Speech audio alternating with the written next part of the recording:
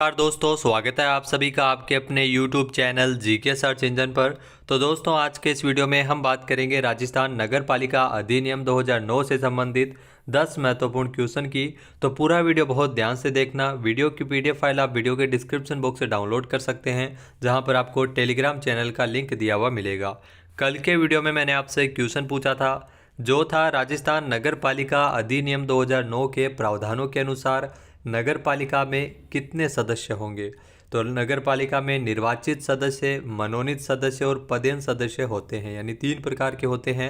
D option इसका बिल्कुल सही था। जिन दोस्तों ने डी ऑप्शन कमेंट बॉक्स में सही जवाब दिया था, उनको हार्दिक शुभकामनाएं। तो चलिए स्टार्ट करते हैं।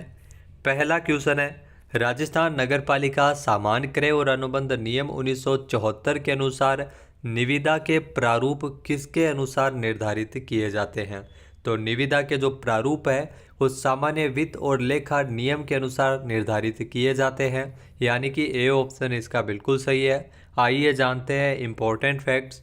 तो राजस्थान नगर पालिका सामान्य क्रय और अनुबंध नियम 1974 के नियम 17, जी हाँ नियम 17 के अनुसार निविदा आमंत्रित करने के नोटिस के प्रारूप, निविदा प्रारूप, निविदा और संविदा की शर्तें, सामग्री या माल के क्रय के लिए करार के प्रारूप यथावश्यक परिवर्तन सहित उसमें लागू होंगे, जो राजस्थान वित्तीय जो सामान्य वित्तीय और लेखा नियमों के अनुसार ही विहित किए जाते हैं। नेक्स्ट है, राजस्थान नगर पालिका सामान्य क्रय और अनुबंध नियम 1974 के अनुसार नगर परिषद के किस अधिकारी को 100 लाख रुपए तक की वित्तीय स्वीकृति देने की शक्ति प्राप्त है। यानी 1 करोड़ 100 लाख रुपए तक की वित्तीय स्वीकृति है वो वित्त समिति के पास है, यानी कि सी ऑप्शन इसका बिल्कुल सही है। इसकी अनुमति आवश्यक होती है। आइए जानते हैं इम्पोर्टेंट फैक्ट्स। तो राजस्थान नगर पालिका सामान्य क्रय और अनुबंध नियम 1974 के नियम 14, जी हाँ नियम 14 के अनुसार कोई संविदा, सामान, माल क्रय या कार्य का संक्रमण नगर परिषद के मामले में, ध्यान रखना नगर परिषद के मामले में निम्न प्राधिकारियों की पूर्व प्रशासनिक और वित्तीय स्वीकृति इसमें आवश्यक होती है, और इनकी स्वीकृति और अनुमोदन के बिना निष्पादित नहीं किया जा सकता। जिसमें 2 लाख रुपये तक का अगर व्यय होता है तो इसके लिए आयुक्त की स्वीकृति आवश्यक है। 50 लाख रुपए तक का अगर व्यय होता है तो इसमें अध्यक्ष की स्वीकृति आवश्यक है। 100 लाख रुपए का 1 करोड़ रुपए तक का अगर व्यय होता है तो इसमें वित्त समिति की स्वीकृति है वो आवश्यक है नगर परिषद के मामले में। इसके अलावा बजट के प्रावधान तक पूर्ण शक्तियां नगर परिषद के पास होती है। नेक्स्ट है, राजस्थान नगर पालिका अधिनियम 2009 की धारा 88 का संबंध निम्नलिखित में से किससे है। तो राजस्थान नगर पालिका अधिनियम 2009 की धारा 88, जिसका संबंध है नगर पालिका के बजट प्राक्कलन की मंजूरी से, यानी कि बी ऑप्शन इसका बिल्कुल सही हो जाएगा। आइए जानते हैं इम्पोर्टेंट फैक्ट्स। तो राजस्थान नगर पालिका अधिनियम 2009 की धारा 88 के अनुसार नगर पालिका बजट प्राक्कलन को प्रत्येक वर्ष 15 फरवरी तक ऐसे परिवर्तनों के साथ जिन्हें वह आवश्यक समझे आगामी वर्ष के लिए अंगीकार कर सकेगी, उसकी प्रति निदेशक स्थानीय निकाय के माध्यम से राज्य सरकार को वो प्रस्तुत करेगी। और यदि बजट प्राक्कलनों पर विचार करने के पश्चात राज्य सरकार की यह राय हो कि नगरपालिका के हित में बजट प्राक्कलनों में परिवर्तन किया जाना आवश्यक है, तो वह परिवर्तन करने के लिए नगरपालिका को निर्देश दे सकेगी, और ऐसे निर्देश नगरपालिका पर बाध्यकारी होंगे। तो 15 फरवरी तक बजट प्राक्कलन प्रस्तुत करने इसमें धारा 88 के अंतर्गत बताया गया है। नेक्स्ट है, नगरपालिका बोर्ड के मामले में कराधान से संबंधित अपीलें कहाँ की जा सकेगी।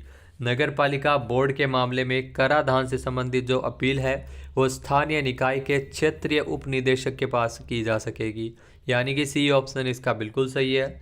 ये दिया गया है धारा 121 के अंतर्गत। आइए जानते हैं इम्पोर्टेंट फैक्ट्स। तो राजस्थान नगरपालिका अधिनियम 2009 की धारा 121 121 के अनुसार कराधान से संबंधित जो अपील है वो नगर निगम के मामले में, ध्यान रखना नगर निगम के मामले में आयुक्त को की जा सकेगी, और नगर परिषद और नगरपालिका बोर्ड के मामले में संबंधित स्थानीय निकाय के क्षेत्रीय उपनिदेशक को अपील है वो की जा सकेगी। नेक्स्ट क्वेश्चन है, कोई भी सदस्य नगरपालिका के प्रशासन से संबंधित विषयों पर कोई भी प्रश्न पूछ सकेगा, जिसका उत्तर अध्यक्ष द्वारा कैसे और कितने दिन के भीतर दिया जाएगा। अगर कोई क्वेश्चन है वो पूछा जाता है किसी सदस्य द्वारा, तो इसमें उत्तर है वो लिखित और 15 दिनों के भीतर दिया जाएगा। यानी कि डी ऑप्शन इसका बिल्कुल सही है। आइए जानते हैं इम्पोर्टेंट फैक्ट्स।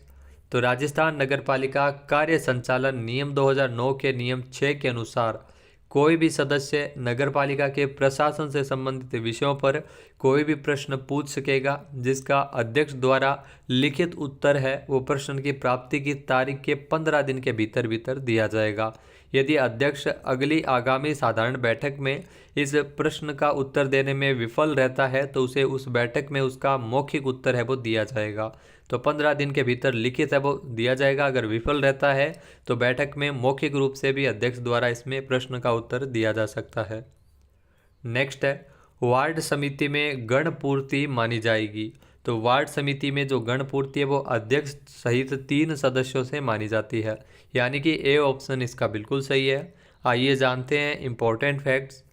तो राजस्थान नगरपालिका अधिनियम 2009 की धारा 54, जी हाँ धारा 54 के अनुसार वार्ड समिति में अध्यक्ष सहित 3 सदस्यों से गणपूर्ति होगी। तो अध्यक्ष सहित इसमें 3 सदस्य है वो गणपूर्ति इसमें मानी जाती है।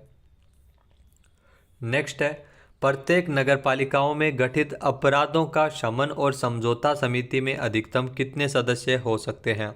तो प्रत्येक नगरपालिकाओं में गठित अपराधों का शमन और समझौता समिति में जो अधिकतम इसमें हो सकते हैं 10 सदस्य, यानी कि बी ऑप्शन इसका बिल्कुल सही है। आइए जानते हैं इम्पोर्टेंट फैक्ट्स। तो राजस्थान नगरपालिका अधिनियम 2009 की धारा 55 के अनुसार, जी हाँ धारा 55 के अनुसार प्रत्येक नगरपालिका अधिकतम 10 सदस्यों से मिलकर कुछ समितियों का गठन करती है जिसमें अपराधों का शमन और समझौता समिति भी शामिल है। तो समितियों का गठन है वो किया जाता है नगरपालिका द्वारा धारा 55 के अनुसार, जिसमें 10 सदस्य है वो इसमें मिलकर बने होते हैं। नेक्स्ट क्वेश्चन है राजस्थान नगरपालिका संशोधन अधिनियम 2015 के अनुसार यदि किसी नगरपालिका में 40 वार्ड है तो वहां पर नगरपालिका कितनी स्वास्थ्य और स्वच्छता समितियों का गठन कर सकेगी। तो राजस्थान नगरपालिका संशोधन अधिनियम 2015 के अनुसार किसी नगरपालिका में अगर 40 वार्ड है तो वहां पर नगरपालिका है वो केवल और केवल एक स्वास्थ्य और स्वच्छता समिति गठित कर सकेगी, यानी कि ए ऑप्शन इसका बिल्कुल सही है। और यह दिया गया है आपको बता दें कि धारा 55 के अंतर्गत। आइए जानते हैं इम्पोर्टेंट फैक्ट्स। तो राजस्थान के वर्तमान नगरपालिका संबंधित प्रावधानों के अनुसार प्रत्येक नगरपालिका 50 वार्डों तक के लिए एक, ध्यान रखना 50 वार्डों तक के लिए एक, और 51 से 75 वार्ड के लिए 2, 51 से 75 वार्ड के लिए 2 समितियां और 75 से अधिक वार्ड के लिए 3 स्वास्थ्य और स्वच्छता समितियों का गठन कर सकेगी। तो ये आपको बता दें कि जो राजस्थान नगरपालिका संशोधन अधिनियम 2015 के अनुसार है। नेक्स्ट है राजस्थान नगरपालिका अधिनियम 2009 के प्रावधानों के अनुसार आपात की दशा में किसी संकर्म के निष्पादन या किसी कार्य के किए जाने का व्यय है या भुगतान इसमें से किसके द्वारा किया जाएगा। तो इसमें जो भुगतान है वो किया जाएगा जिला मजिस्ट्रेट के द्वारा, यानी कि सी ऑप्शन इसका बिल्कुल सही है। आइए जानते हैं इम्पोर्टेंट फैक्ट्स। तो राजस्थान नगरपालिका अधिनियम 2009 की धारा 313, जी हाँ धारा 313 के अनुसार आपात की दशा में जिला मजिस्ट्रेट किसी संकर्म के निष्पादन या किसी कार्य को किए जाने को लेकर व्यवस्था कर सकेगा जिसे निष्पादित करने या किए जाने के लिए नगरपालिका सशक्त हो वह निर्देश दे सकता है, और संकर्म जो कार्य के निष्पादन हेतु व्यय का भुगतान भी नगरपालिका द्वारा इसमें तत्काल किया जाए। अगला क्वेश्चन है राजस्थान नगरपालिका अधिनियम 2009 की धारा 309 का संबंध किससे है। तो राजस्थान नगरपालिका अधिनियम 2009 की धारा 309 जिसमें निदेशक, उप निदेशक और सहायक निदेशक की नियुक्ति और शक्तियों के बारे में दिया गया है, यानी कि बी ऑप्शन इसका बिल्कुल सही है। आइए जानते हैं इम्पोर्टेंट फैक्ट्स। तो राजस्थान नगरपालिका अधिनियम 2009 की धारा 309 के अनुसार राज्य सरकार किसी अधिकारी को निदेशक स्थानीय निकाय के रूप में चाहे किसी भी पदनाम से हो नियुक्त कर सकेगी, और राज्य सरकार निदेशक की सहायता के लिए उप निदेशक और सहायक निदेशकों की भी नियुक्ति कर सकेगी जो निदेशक के निर्देश एवं नियंत्रण के अधीन रहेंगे। बात करते हैं आज के हमारे क्विज की जिसका आंसर आपको कमेंट बॉक्स में देना है। तो आज का क्विज है राजस्थान नगरपालिका अधिनियम 2009 के प्रावधानों के अनुसार निदेशक, उप निदेशक और सहायक निदेशक की नियुक्ति निम्नलिखित में से किसके द्वारा की जा सकेगी। एक बार फिर से सुनिएगा।